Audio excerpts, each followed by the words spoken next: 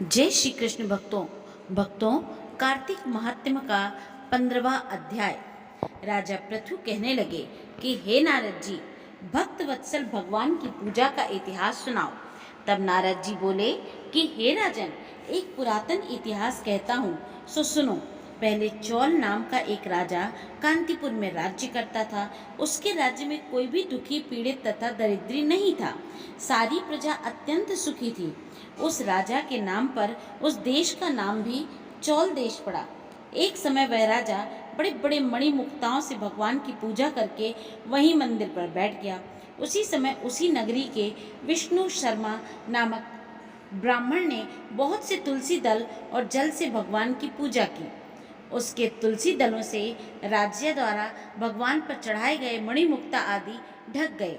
यह देखकर राजा ने कुछ क्रोधित होकर ब्राह्मण से कहा, हे विष्णु शर्मा, तुमको पूजा का कुछ भी ज्ञान नहीं। तुमने मणिमुक्ताओं से की गई मेरी पूजा की शोभा को तुलसी दलों से ढककर समाप्त कर दिया। तब विष्णु शर्मा कहने लगा कि हे राजन, तुम अभिमान से युक्त हो, इसी कारण भगवान की पूजा को नहीं जानते। ब्राह्मण के यह वचन सुनकर राजा बड़े गर्व से कहने लगा, हे ब्राह्मण, तुम स्वयं दरिद्री हो, इसलिए भगवान की क्या पूजा करोगे? क्या तुमने भगवान का कोई स्थान बनवाया है या कोई यज्ञ आदि किया है? मैं सबके सामने कहता हूँ कि देखें, भगवान की भक्ति करके तुम पहले स्वर्ग में जाते हो या मैं जाता हूँ।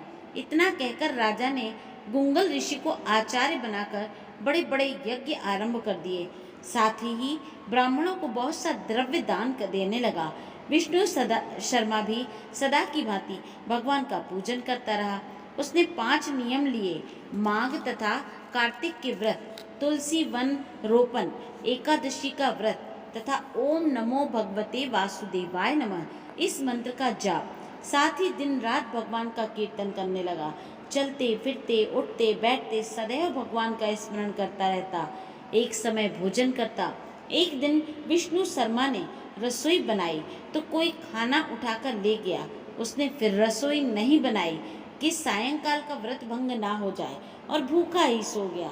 दूसरे दिन फिर रसोई बनाई तो जब भगवान का भोग लगाने था तो फिर कोई खाना उठाकर ले गया।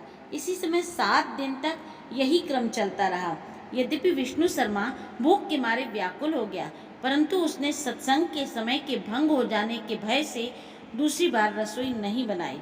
वह यही सोचता रहता कि न जाने कौन हमारा खाना उठा ले जाता है। भक्तों के इस आश्रय को छोड़कर जाना भी उसने ठीक नहीं समझा।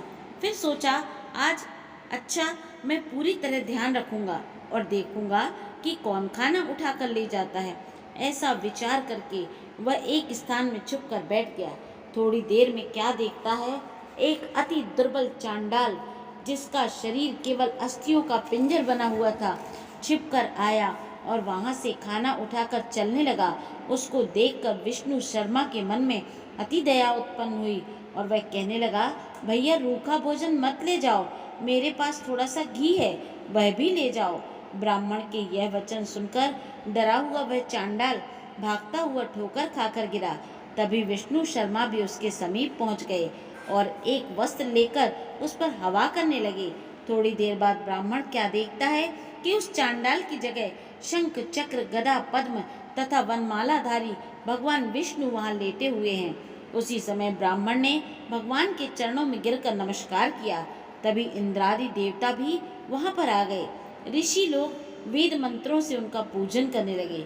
तब भगवान ने स्नेहपूर्वक उस ब्राह्मण का आलिंगन किया और उसको सारूप्य मुक्ति प्रदान की। तत्पश्चात अपने साथ विमान में बैठाकर बैकुंठ को ले गए।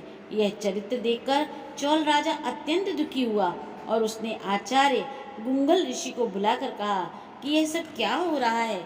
जिसके द्वेष के कारण हमने यह सब यज्ञ आदि किए, वह तो बैकुंठ को जा रहा है। क्या हमारे यज्ञ दान आदि सब निष्फल गए? इससे यही सिद्ध होता है कि भगवान यज्ञादि से नहीं, केवल भक्ति से ही प्रसन्न होते हैं। राजा आजीवन ब्रह्मचारी रहा था, इस कारण उसके कोई संतान नहीं थी। अतएव अपना सब राजपाट, धन आदि अपने भांजे को सौंपकर भगवान मुझको स्थिर भक्ति दे, ऐसा कहकर अग्नि कुंड में कूद गया।